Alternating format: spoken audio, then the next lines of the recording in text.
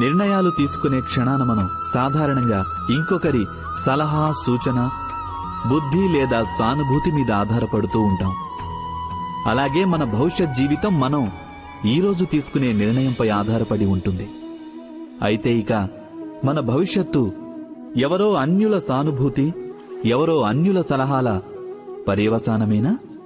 అలాగే మానవ జీవితం ఎవరో అన్యుల బుద్ధి యొక్క పరిణామమేనా?